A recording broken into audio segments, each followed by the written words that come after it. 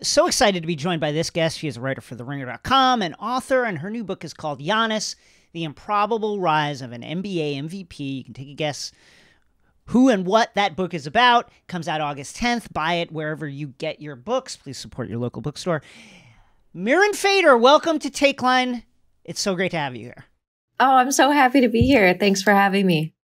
In this book, you mark the initial setting of Giannis's childhood in Greece as the post-Golden Dawn era, Greece's far-right political force within their political system. How did these circumstances and that political context affect Giannis's life in Greece and his pursuit of a basketball dream?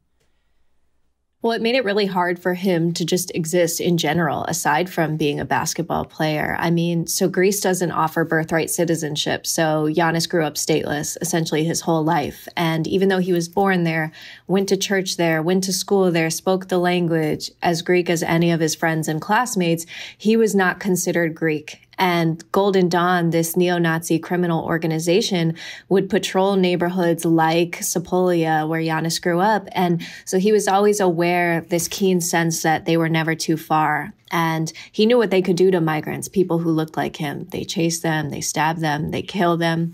So, yeah, he endured a lot of racism. And I think that people don't really talk about that story with him. We should mention, so Golden Dawn was a political party for many years, but recently there was a trial, a landmark trial in the history of Greece, where Golden Dawn was officially ruled a criminal neo-Nazi organization. Yes. Well, that's crazy. Yeah. She said yes, like yes, they Yes. are. That's crazy. And Yes. the book title tells us that this was an improbable rise of an NBA MVP, but just how small is the likelihood that Giannis even makes it to the NBA based on what he went through growing up? I mean, what were those obstacles? Yeah, well, first of all, because he doesn't have papers, he can't get a passport. And because he doesn't have a passport, it's hard for him to travel and get scouted. So, and because he doesn't have papers, he can't even compete in the top division in Greece. So that would be the A1 division. So he's in the lowest division, A2 Greece. And really the only reason why NBA scouts find out about him is because there's a video that circulates among scouts. And that's when they say, oh, okay, like this kid, he's tall, he's lanky, I like his athleticism. But, you know, Giannis is playing on a team that has been compared to the YMCA. I mean, he doesn't even start like actually playing basketball regularly until age 16, 17. So, I mean, you take all of these factors and like nobody thought he was going to be in the NBA at all. Wow. Wow. In those early years after arriving in Milwaukee, he's talked about how isolated he felt. It's obviously a significant amount of culture shock. He was obviously so skinny compared to how he looks now, like an actual action figure. What were those early days like for him in Milwaukee? Yeah. So first of all, it's just learning the language. I mean, he knew enough to string sentences together, but you're talking about learning a playbook, hundreds of plays. And Larry Drew, the coach, is just talking so quickly. And he just knew that it was all going past Giannis's head. So adjusting on the court was tough. And then off the court, he was without his family because they couldn't get the proper visas. They got denied twice to come to America. So he felt so lonely to the point where his brother told me, Alex, that, you know, Giannis told his family, if you guys can't come over here, like I'm leaving, I'm going back to Greece. Wow. And so so, I mean, imagine if he would have left, like there would be no Giannis, there'd be no Greek Freak. I mean, he was really close to that. It was really painful and hard. And he also was grappling with going from not knowing where your next meal is coming from to being a millionaire. And it's not like, oh, it's all good, I have money now. It's like, I'm afraid to indulge. I'm afraid to buy things. You know, it's interesting because I think that's part of his appeal to me, like seeing him carry a bag full of water bottles with him leaving the arena and different things like that.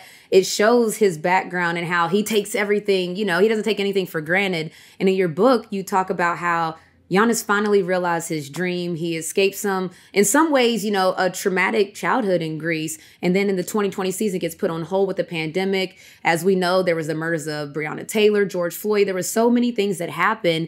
But how did these horrific events affect him in the country that he now called home?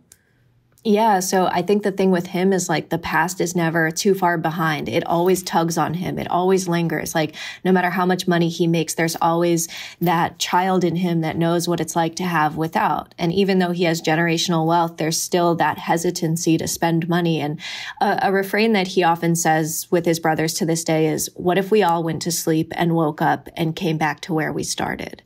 And I think that really is just, it's like, okay, wow, you've achieved the unthinkable. You've done it all. There's no way you're going back to where you started, but that's how close it is. And that's how trauma works. And I think, you know, for Giannis, he's not just created a life for himself, but his brothers, but they are all so acutely aware of the fact that like a decade ago, we didn't even play basketball.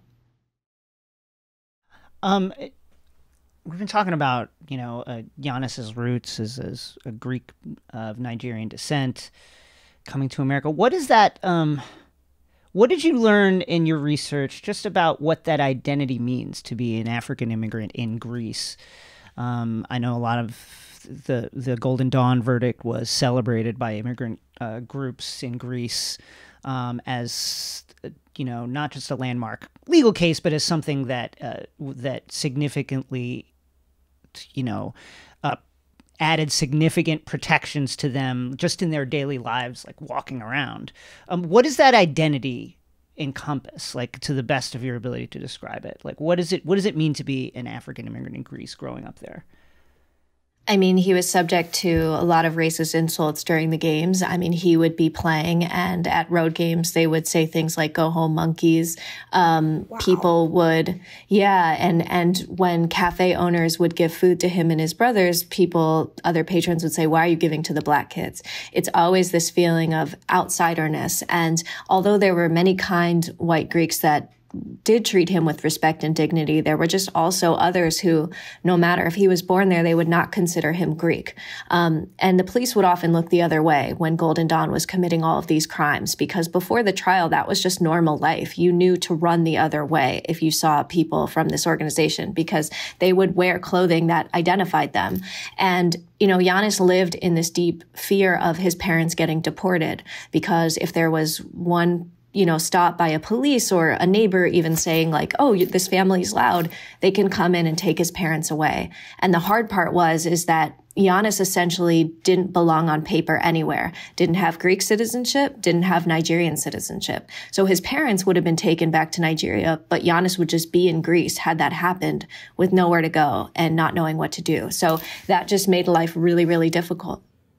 You know, it's interesting to hear that. It makes it even more fascinating that after Giannis led the Bucks to the NBA championship, that he headed back to Greece. And while there, you know, he made some other comments. But just hearing about his situation in Greece and then going back, do you think that that had any effect to why, you know, he made a statement that said, "I don't care about being the face of the NBA. Kevin Durant or James Harden can be that." But, you know, based on his past, do you think that that had anything to do with him just being fine where he is?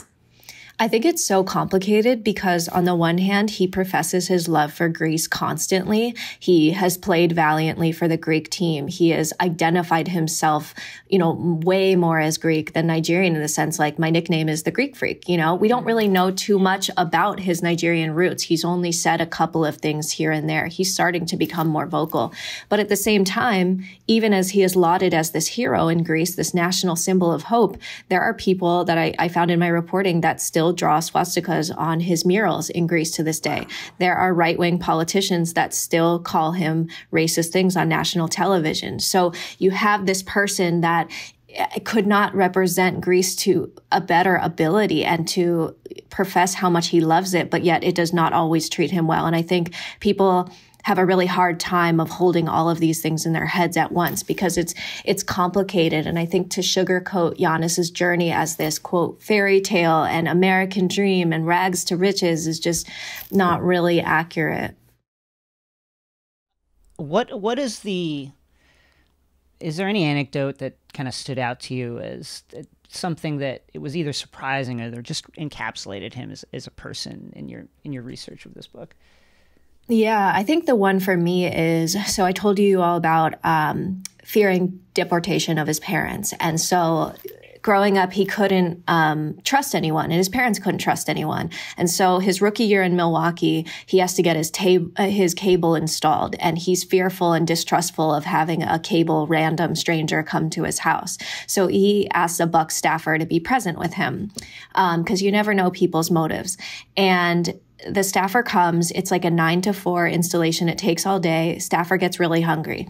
He goes into Giannis's pantry, looks and sees an Oreo jar, of cookies. And he eats 3 of them, doesn't really think anything of it. The next day at practice, Giannis is like, "Did you eat my Oreos?"